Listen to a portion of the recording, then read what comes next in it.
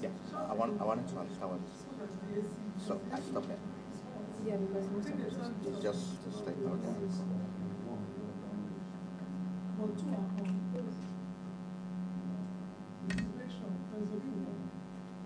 So stop.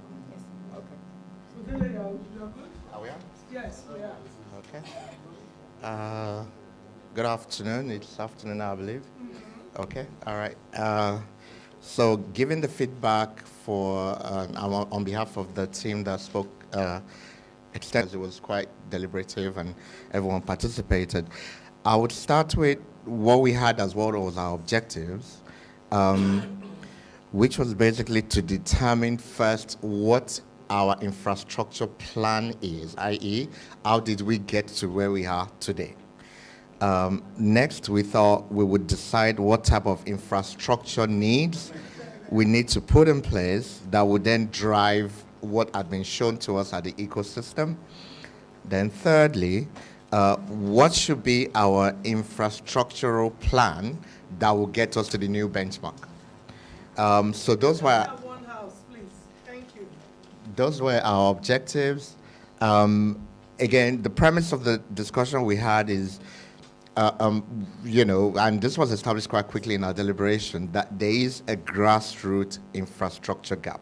If we were to try to pin it to one particular focus, is that there's a grassroots infrastructure gap, whether that is that we don't have infrastructure in schools, which we can build on, or we don't have in communities, which will be a platform to build on. And unless we address that gap, our focus on sports will still continue to be elite and all of that, because we are not structured in a way that helps us build from the ground up. So that was a gap that was identified.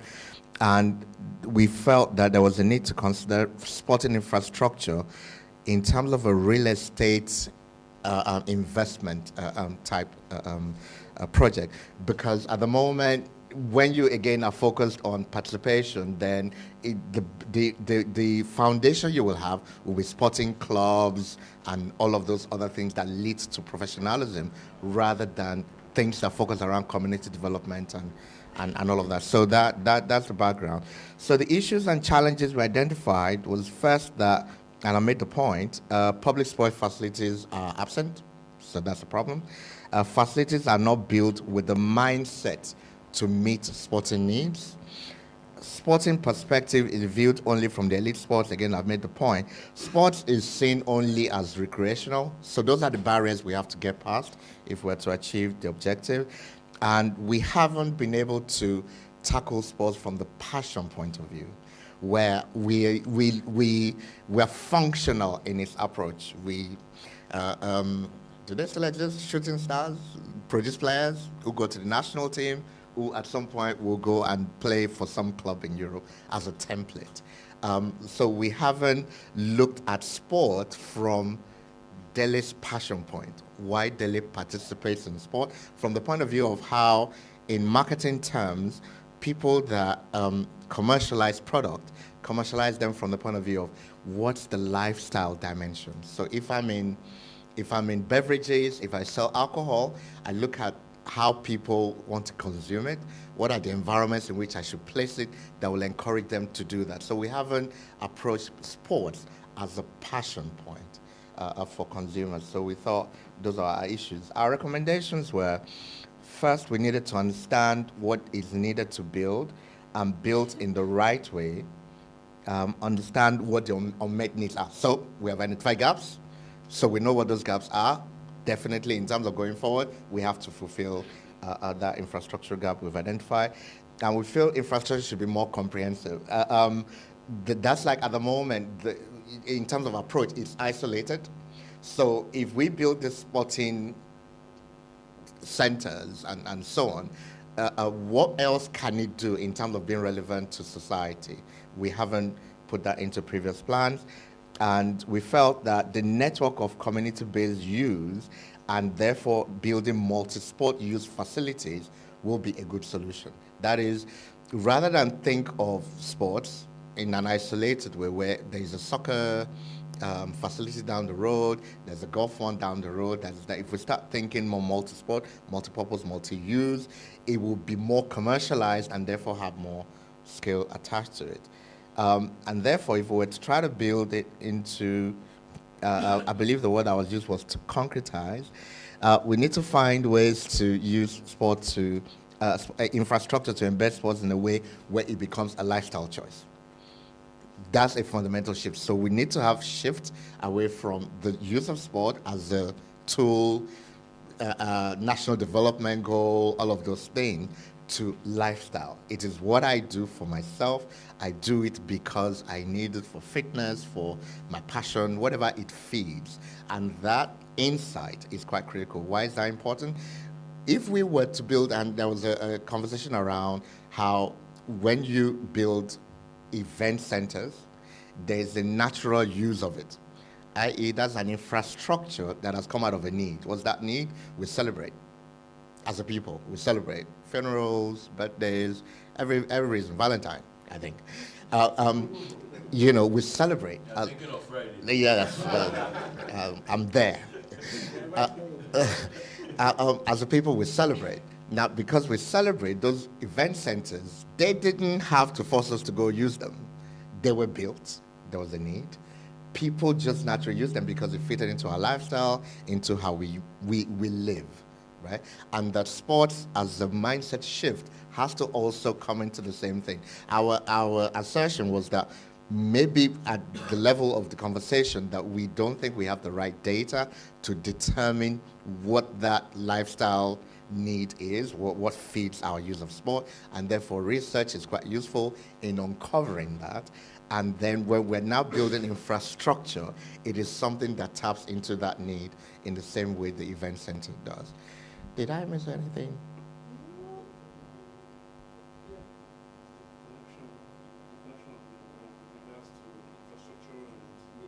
Okay. Purpose-built, because ultimately the whole idea of this is commercialization, and the commercialization of sport has been mostly through media, to make sure the facilities we build are media-ready, that recognize today's media environment to be one that fits into social media, and traditional content is still there. And I believe... And also that the end goal of our infrastructural development would be that the aims and objectives of the new sports policy that's coming up can be achieved. Okay. Integration into the sport policy that will, so we're an input into that. Yes, sir. Comprehensive. So that it's not about football. I think that was the criticism, because we've been approaching infrastructure from a football plus approach, and that will make it more multi-purpose and include traditional media, traditional sports in it as well. All right, everyone. Thank you very much. Thank you to the infrastructure. In summary, infrastructure should be ground up, grassroots level up, and then they should be ready for today's world, so media ready, and also be able to serve to create the events that will drive tourism and development. Thank you very much. Who is policy ready? Okay, so is incentives ready? I'm going to go and call them. And because I know investment is... Incentives, we are ready for you.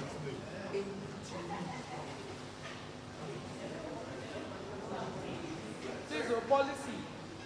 It's 5 minutes. Yes, we are now. Okay, please. You and me.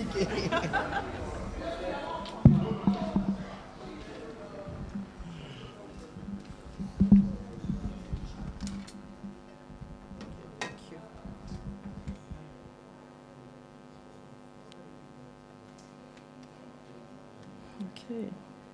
Good afternoon, House. This is incentives. So please reintroduce yourself and then tell us. Okay, my name is Abiola Ogumbi, and I'm an NESG volunteer.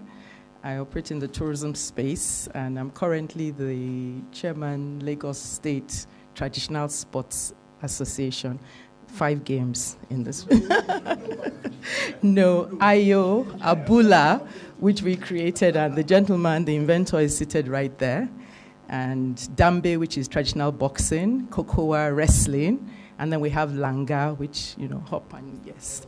Very interesting, very exciting. You should all get involved and become a fan club member. Okay, so we talked about the incentives for the sports as a business. How do we ensure that we turn sports into a business? And we first started by saying, look, because policing is important, that we need to create boundaries to empower people locally and ensure our focus is to retain the funds within the country. And for that, obviously, we're going to need government and government institutions to look into that. And then we then talked about, of course, the pool of ideas that we, in developing sports, you have those pool of ideas, and that there must be a way of harnessing that. So we must have that body of ideas, or where people can log in their ideas. You have people who, look at it, and then they run with it, or then you can invite them and they can develop it. That's what's been done in the creative space and all that. And we need to do that for sports as well. Because when you determine that sometimes sports is community-based, you're looking at that followership. So those pool of ideas are very important.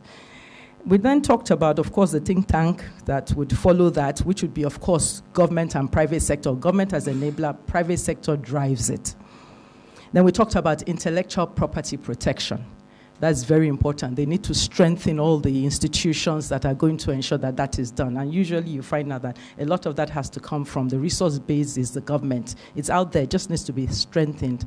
And then maybe public-private partnerships. Then we talked about, sponsorship. We survive, we thrive on sponsorship. What's in it for the sponsors?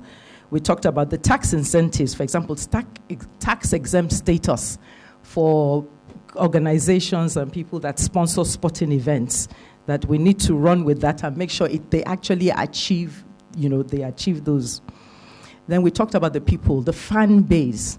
It's very important that we create a fan base, and this fan base is enabled so that you have people participation and the need to strengthen the fan clubs, as an incentive, maybe in terms of jerseys. You can imagine if jerseys are produced, to drive that. You give it purpose and you create jerseys. You can imagine what we're talking about in an allied industry as well. Then we talked about, the sports museum. Of course, in that fan club, we're talking about souvenirs and things like that, because that's what you go after, and then enabling those industries to thrive. We mentioned it further down. Then we talked about sports museums. That also ensures that that is done as well. And usually the government will create the enabling funds. The private sector would possibly run it. Then we talked about content creation and the need to identify and promote local sporting activities at the grassroots. I'm sure you knew that must come in there somewhere, and then the ability to do that. Then community-based sporting activities should be run by the local governments. Local governments must have some funding to be able to sort that out as well. Then we talked about getting government should encourage coverage of sporting events by ensuring the profitability for media houses, because quite a few of the media houses said they're groaning, they're barely surviving, and there has to be some form of incentives for them, including in terms of tax incentives as well, free access to sporting events, transportation rebates, accommodation rebates. I know there was a time in this country where, as a student, you paid a certain amount, and things like that. So those have to, we have to ensure that those reappear. Then we talked about lack of, yes. Then we talked about the lack of accommodation, and you have a stadium or stadia. What's around there? People have to transport themselves from so far to get. So in the new land policies, where government knows that they're going to put a stadium somewhere, there must be all those ancillary activities so that you can have restaurants, you can have maybe even hotels, all that in there around to ensure the cinemas, so that you have a whole lifestyle that revolves around that. So that it's important that it's sustainable, so government puts the money in one time and, everything else is maintenance. Then we talked about the educational curriculum as well. It has to be revised, so that to enable students play a major role in playing in sports, and that obviously is good. And then as a follow-through on that, we talked about government creating a policy where there will be open spaces to play sports and provide incentives for parents so that they're encouraged to encourage their children to play sports. So maybe 10%, a certain percentage of school fees for a child in secondary school who's excelled or who has shown that, and then maybe sports scholarships as done in other places, and then also giving them time out. I know that in some developed countries, there's time out for children who have been spotted. So there are 1 or 2 lessons that they can miss during the week so that they're able to go to sports academies or practice.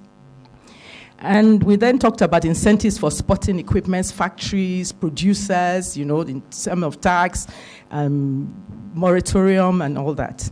Then we talked about the cost of data for streaming sports events, that possibly there might be a window for that. I mean, that would have to go to the necessary, channels to look at the possibilities of that. And then, of course, government has to create the awareness and the buy-in for sporting events, because, the private sector can't carry on that load. Government is doing a bit of that in the orientation now of cleanliness, zero tolerance to road. So they need to do those as well so that they're in the consciousness of people and they start to convert this into a lifestyle. And then also a national calendar, sports calendar. That's been done in Lagos State Tourism, where there's a national calendar driven, supported by government, but the private sector puts in the content, in there, and government runs, and then, so there's that place where you can see what's going on. Then the collaboration between the sports and the tourism industries, especially during sporting events, so that there's a little bit more. You've played that game, I don't know, a football match, I think is how many minutes, 90 minutes or what? Exactly. But, you don't get people there and then they just leave. You need them to drop the money. So there must be something else, more things that they can do, and they can spend a day there, And then, creation of a window to provide relevant information. Yes, we were now talking about, I gather, about 17 million Nigerians in the diaspora, who are sending money home, but they may want to visit as well. So we need to, and then bring their friends, invite their friends. So there has to be that window, maybe then, when we have that sports calendar, and there are those events that we're having that are national or in the calendar, then there's that sports window, that window, within our various embassies, so working with foreign affairs or whoever facilitates that, so that when it's for that sports event, there's that window, visa on arrival or however, it's made a little easier for them to come in there. Then, of course, the low-hanging sporting activities, which can also be taken into, like tour operators, for example, which is something I do now, is IO, the IO board. I take it along. So when we're going to wherever we're going, we sit and we have the IO. And then if you go to the Conservation Foundation, Lagos State government has, the large life-size Ludo, chess, and all. So that there's that, it's just ensuring that awareness you're creating, and then a lifestyle grows along with it. So that's government and, of course, private sector driven. And then standardized rules and regulations that govern sports. We need to look at that, government, private sector, harmonizing it so that we also have that international. It can't always be a Nigerian template. We must also look at some of those international.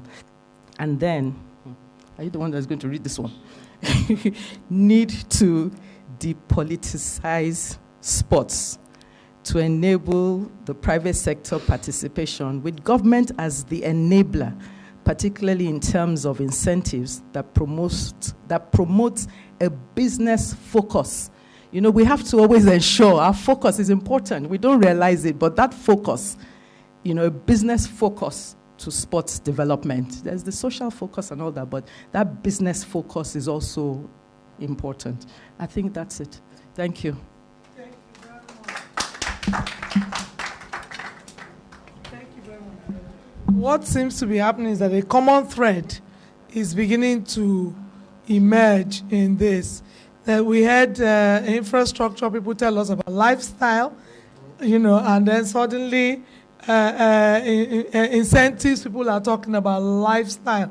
So it lends credence to what Dele from infrastructure said about the soft parts, soft targets of sport. We had concentrated on hard targets before, and suddenly we're realizing that it's about the soft targets. So I'm going to call policy. Policy is last. No. In this instance, the P is going to come before the last I, because I'm going to excuse Simon is putting finishing touches to the last I. But I'll call Dr. Tando for the policy. I'm sure somewhere along the line we will hear lifestyle too. Thank you very much. We looked at the policies that we believe should be in place to encourage the two areas of focus, that's the media and for tourism. The first thing we realized was that a lot of these policy inputs would come from the incentives, infrastructure, and all that, which will definitely impact on whatever policies. But we decided to look at broad guidelines or broad policy issues that would look at. The first one we looked at was media. What are the kind of policies that we will want to put in place?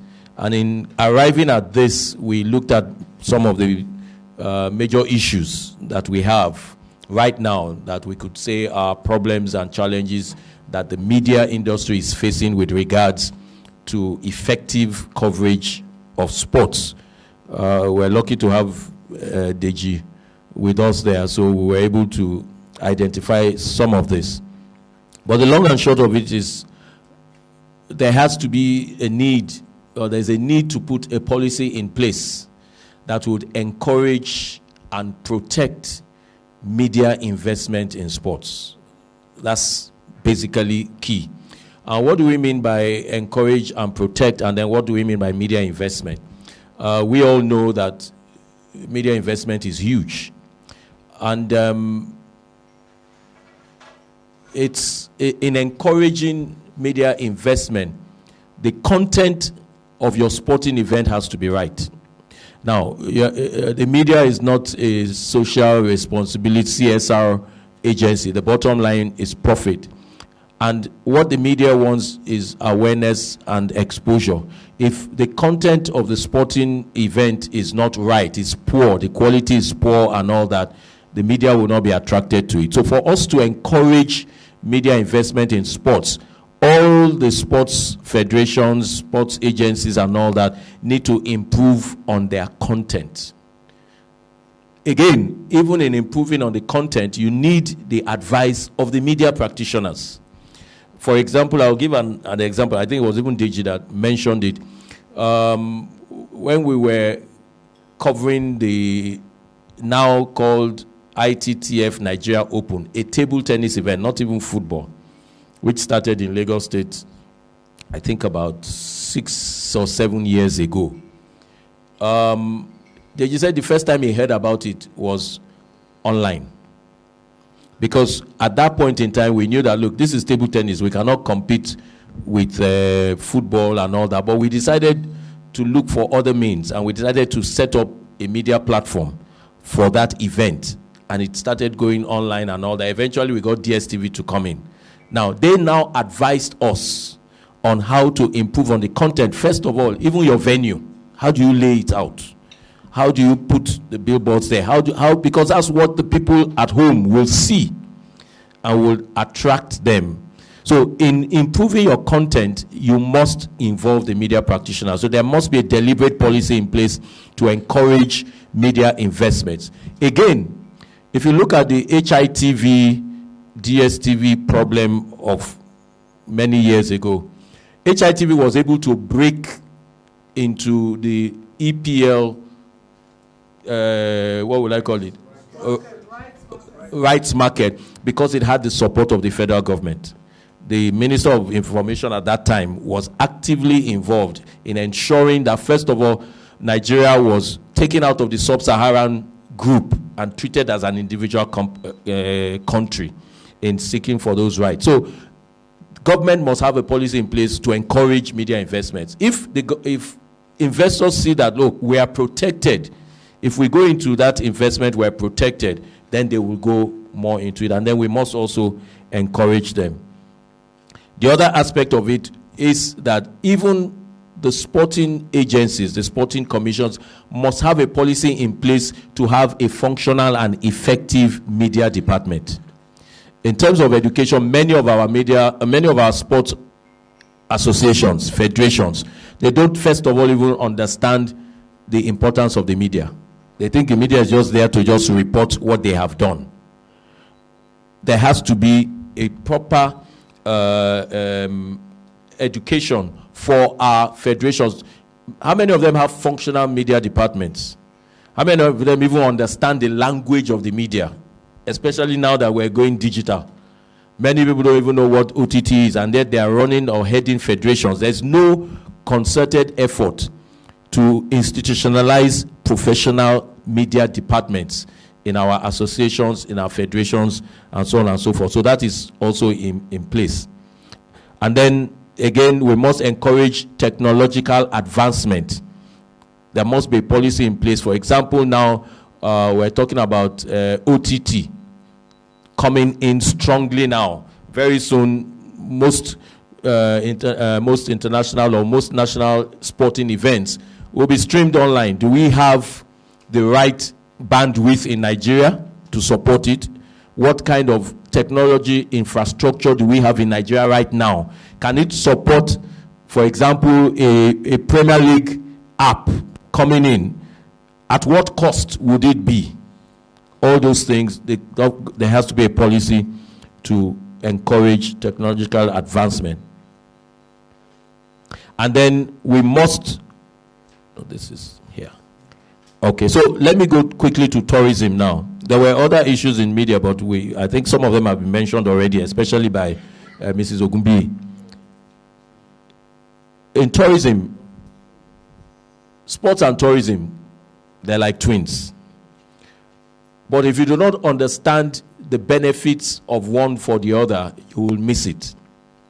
A lot of times we host sports events in Nigeria, and there's so many examples of that, and yet we have not had the benefits of the tourism aspects in it. We hosted Koja, but can we actually say we benefited from it from a tourism point of view? So I think the first thing starts from what the other DG said, our tourism DG mentioned, Ajomale. He mentioned something which is vital. He says, when we bid for sports events, do we carry tourism practitioners along in the bidding process? Not just after you have won the bid and now say no, in the bidding process. For example, and he gave a very good example, many times we sports practitioners, we just go and bid. Let me give the example he gave. The athletics, African Athletics Championships that took place in Asaba. Very good idea to host it. But did they take into consideration the logistics peculiarities of Asaba in deciding that will be, number one, no international airport? Number two, how many hotels are there? Okay, if the hotels are not going to be enough, what plan B do we have? It's a tourism practitioner that will be able to let you know that. And your bid, right from the beginning, you'll say, no, we can't use this city. Maybe we should go to another one. So if we have that synergy right from the bidding process, it would assist us in ensuring that we maximize the benefits. If we look at all the events that we have hosted in Nigeria, can we actually say that any of them has been at a profit to the country? Not even just monetarily, but even from a tourism perspective, our hoteliers, can they say they broke even? The taxi drivers, the aviation industry and so on, because we don't have a plan that comes together. And I want to recommend to Nkechi the paper that I mentioned about. In 2001, I had the opportunity to attend the first World Conference on Sports and Tourism held in Barcelona. And the gentleman, Sir John Moss, who was the Australian tourism president then, but also he was the vice president of the Sydney Olympics organizing committee, because they understood the need to ensure that there was somebody from tourism in their bid. So he presented a paper at that World Conference on tourism. And if you all remember, the Sydney Olympics was the first Olympics that they made money from. It was the first. It was also the first Olympics that 7 years after the Olympics, they had about 51% return visitors to Australia because of the Olympic Games.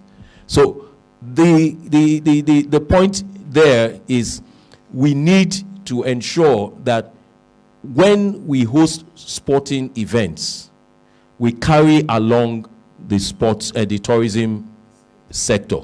And it was also recommended that even at state level, there is a need in our various sports commissions to have a tourism desk, and in the tourism agencies to have a sports desk, so that synergy starts right. We understand each other's language ab initio from beginning. So I think it's a good policy for us that both at state and national level, there has to be a synergistic collaboration between the sports and the tourism agencies.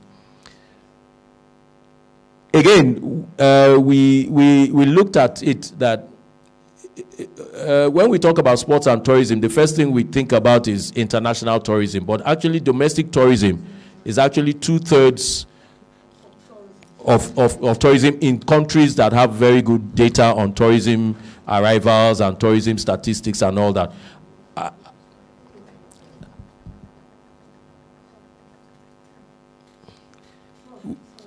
I actually worked in the tourism industry. I was at the NTDC for about 4 years in Abuja from 2000 to 2005. So I understand a bit about tourism and sports. We need to, first of all, and now when we talk about promoting domestic tourism, what does it entail? It means your roads must be good. It means you must have hotels. It means your aviation system, you must be able to get easily from one state to the other. Now, if I say I want to go and watch Agogo Fishing Festival, for example, it may take me 3 days to get there from Lagos. That works against tourism. So for us to have a successful sporting event, tourism enables us to look at those infrastructural units that are essential, not only for us to be successful in hosting the sports event, but also developing our tourism, because that's where the money is going to come from. When you host your sporting events, the money and the revenue and the profit, whatever, is going to come from the tourism tools, your aviation, your hotels, your artisans, your market women. Those are the people that are going to say, oh, we made money from this sporting event. And that's why it's important. And then very, very critically, it was also mentioned that for us to enjoy the synergy between sports and tourism, there has to be a national reorientation of Nigerians to be more hospitable when hosting international events. And we may take it for granted. We may say, oh, no, it's not necessary. But I'll tell you that for the Sydney Olympics, Sergio Moss told us that they spent 2 years to reorientate Australians, to let them know that, look, 10,000 athletes are coming, millions of people spectators are also coming to your country. How do you greet them? How do you welcome them? What do you tell them? What do you show them in your country? Because it's not everything that you are going to show them. Where do you take them to as taxi drivers? You won't drive to, because you want to avoid traffic, you now go to Ajegunle and all that. You know, there is a deliberate reorientation when it comes to hosting sports events. They did it in Sydney. South Africa also did it for the World Cup. They did it for the World Cup in 2010. They even went as far as taking taxi drivers from London to South Africa so that when they come back and they are driving you, they enter your taxi. The first thing the taxi driver tells you is to tell you about South Africa. They spent a lot of money on it. The same thing, Sydney Olympics. They copied that from Sydney when they did it. And South Africa did it successfully. At the World Travel Market in 2009 in Excel in London, South Africa brought they took the London taxi and painted it in South African colors and put it in their stand at the World Travel Market. So people were now asking, oh, is this the kind of taxi you have in South Africa? They said, it's not, but this is our colors. And then the person starts to talk to you about South Africa and all that. So it's a national reorientation. Like Deji mentioned, from the airport, how do they receive you? Your police, your immigration, and all that. How do you get from the airport to where you are going? The taxi drivers. So it's a national reorientation, and there has to be a deliberate policy on that to encourage sports and tourism. And then again, finally, we must realize that it is nowadays something that is done all over the world to use the bidding and hosting of sports events to develop infrastructure. Not just to develop, maybe not to develop, to fast track infrastructural development. And we can see so many examples of that all over the world. So if we are going to bid for sports events, if we're going to host sports events, and it doesn't have to be only international sports events, even national sports events can be used as domestic tourism tools. Because if I'm hosting a national event, for example, in Ogun State, and I make my roads right, transport and everything, I'm improving the local community infrastructure. So sports and the hosting of sports events is a viable tool for infrastructural development, which will aid tourism both nationally and internationally. Thank you very much.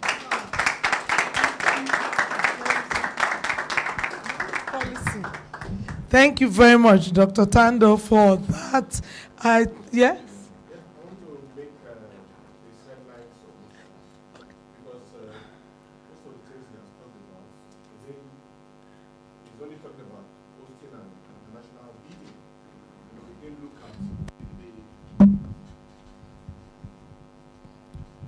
That group didn't look at the real national domestic policies, sincerely.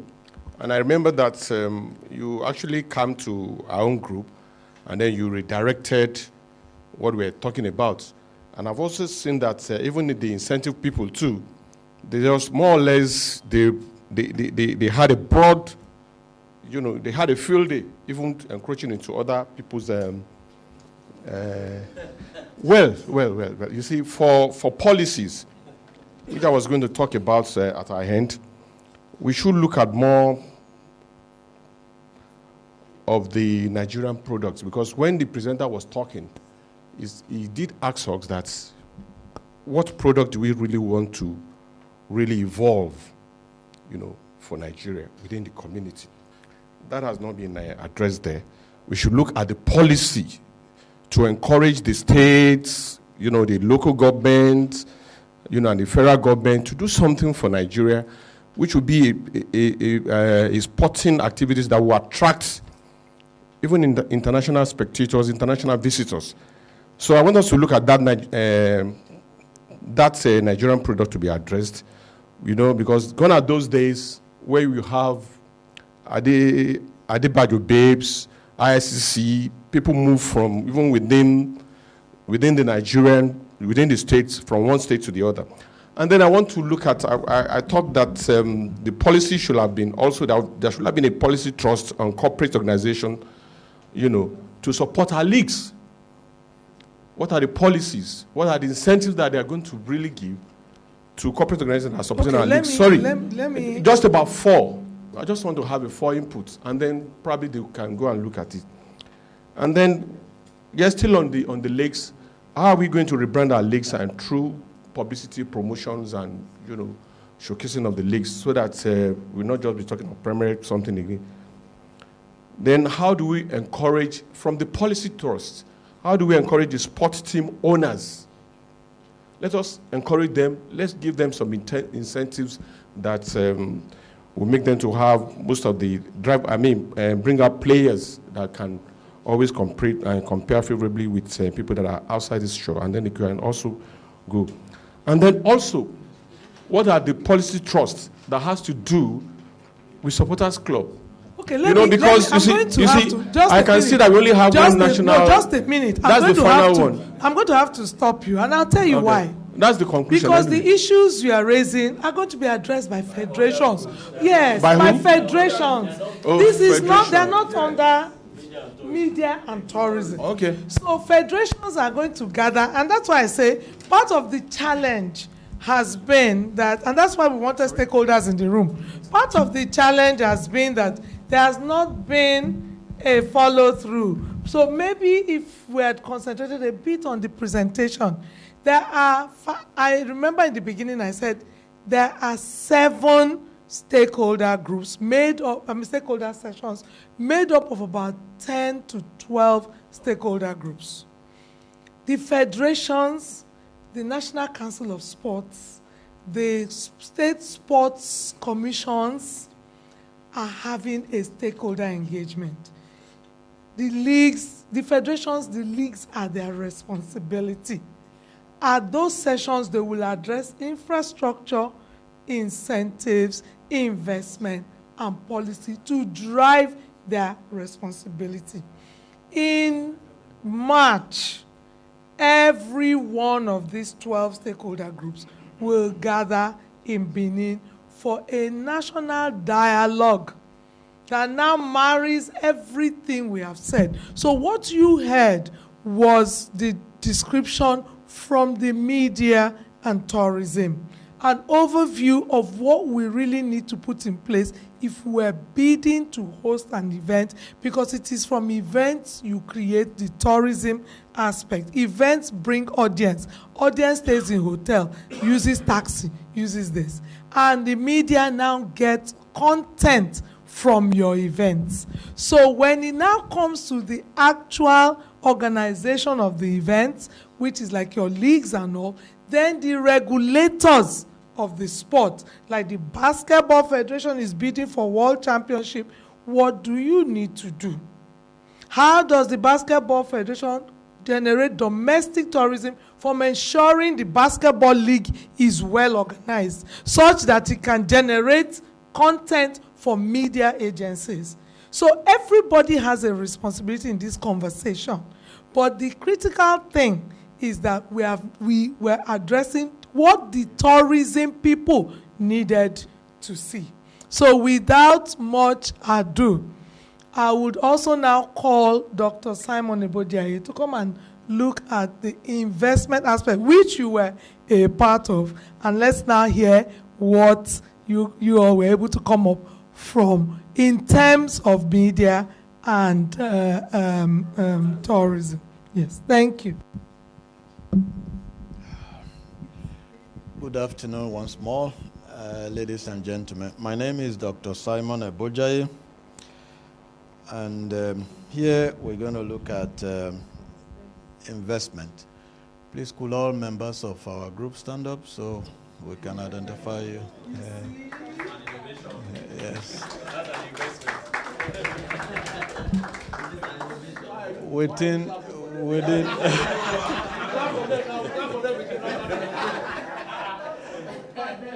it won't be too much for them. We did a great job, and I thought, oh yes, and I thought I should do that. I was trying to stop Nkechi because our laptop has how many percentage? About 40%. So that discussion was going to wipe out what we had done. So I'll quickly just go through. If we have questions, maybe we'll save it for later.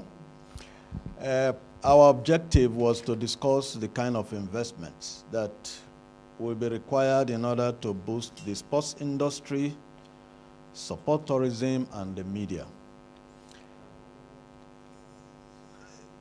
The issues and challenges. We said the investment required to promote tourism and the media.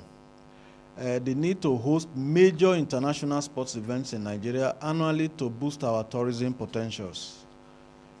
Creating the enabling environment to get 60 million Nigerians to spend an average of 3,000 naira monthly on sports. What do we need to do to achieve this? What level of investments are we looking at to drive a robust investment in our country, in our sports, investment in our sports in our country? Recommendations and action plan. We say we need to develop special content that the Nigeria corporate sector can easily invest in. We need to create good content around sporting events to attract several segments of children and particularly our youth. We need to develop kind of hot accommodation, which is unique to us. If you build the conventional ones that our tourists are used to in their country, they may not find something unique. We need something to speak our language, to make people identify with us, to say, look, I remember one journalist said in the 90s, he spent about 3 weeks working in Nigeria, and when he was going back, they asked him, what did you enjoy most in Nigeria? You know what he said? He said, what I enjoyed most was the freedom to go anywhere and pee on the streets. Oh, yes. For him, yes, for him, it's a problem. You need to, help yourself naturally. You have to find a convenient facility for it. But here, down the street, anywhere, you can do that. So if we have our own kind of accommodation that is unique to us, that can sell us. We need to create merchandise around these events and package the things that are unique to us to attract the international community. Now, the areas of investment and what we need to bring to the table. We said that it is important to provide facility, not the gigantic ones, but community-based. And we were looking at, we have 774 local government areas in Nigeria. As a takeoff point, we said if you build 3 mini sports centers in every local government area in Nigeria, we'll have about 2,322 sports centers. And we gave an average cost of about 160 million naira each. And that gave us a robust figure of 380 billion naira. No, they are. No. Deji can multitask, can do 10 things at the same time. He's listening, he's with us.